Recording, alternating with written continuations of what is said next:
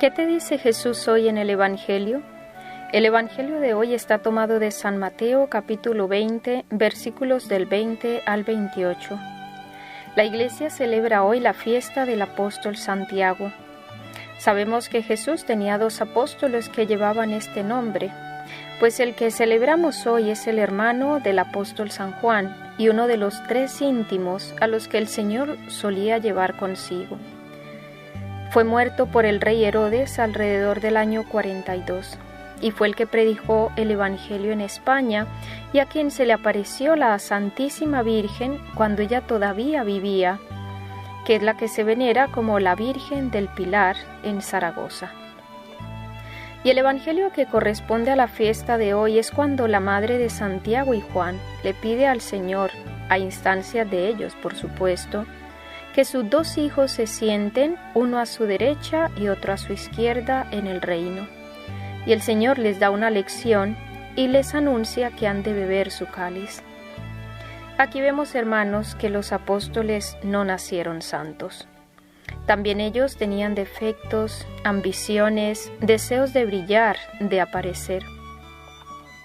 Sin embargo, algunos años más tarde, este mismo apóstol Santiago, que hoy ambiciona puestos y honores, muere derramando su sangre por Cristo. El Espíritu Santo fue capaz de transformar a ese hombre y hacerlo ambicionar no ya la gloria terrena, sino la gloria de Cristo, su cruz, el cáliz del Señor. Y Santiago tuvo que sufrir mucho en su labor de evangelización. Se cuenta que cuando llegó a España el trabajo era tan duro, tan ingrato, y los frutos que recogía eran tan pocos, porque las almas no acogían su predicación y no se convertían, que llegó un momento en que se desanimó. Y fue entonces cuando la Virgen Santísima, que aún vivía, se le aparece y lo consuela y lo conforta. ¿Cuánto nos parecemos nosotros al apóstol?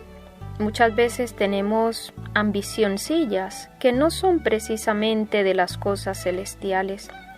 Quisiéramos ser estimados, aplaudidos, alabados, que nos tengan en cuenta, que se nos felicite por lo que hacemos, que se nos reconozca.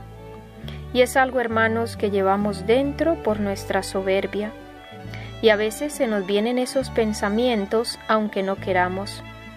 Pero no debemos desanimarnos. También a nosotros el Espíritu Santo nos puede y nos quiere transformar en hombres nuevos, nos puede purificar de todos esos deseos de gloria terrena y hacernos aspirar a cosas más grandes. Pero tengamos en cuenta que si queremos seguir al Maestro, también Él nos dice a nosotros, tendréis que beber mi cáliz. Es decir, todo seguidor de Cristo debe ser consciente de que ha de pasar por el camino de la cruz, del dolor, de la purificación. Pero veamos algo muy hermoso. El Señor, para animarnos, nos dice que ese cáliz amargo y doloroso que debemos beber es el mismo que Él ha bebido, es el suyo, como para decirnos que Él nunca nos va a abandonar, que en nuestro camino de dolor, en nuestro Vía Crucis, Él siempre estará a nuestro lado.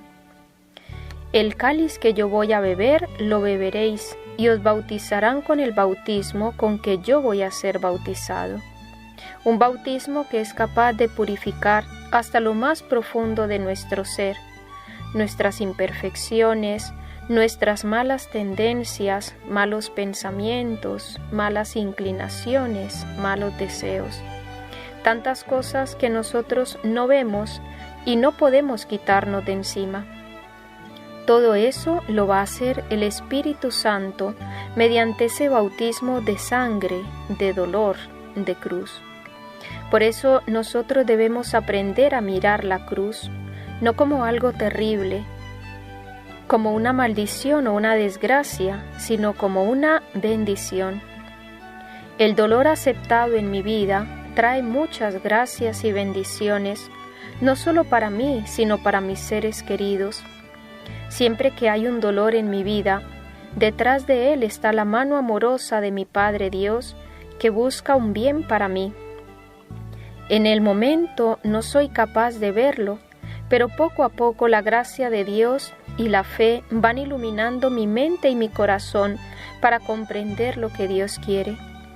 Es entonces cuando podemos exclamar: gracias, Señor, gracias por este sufrimiento, por esta cruz.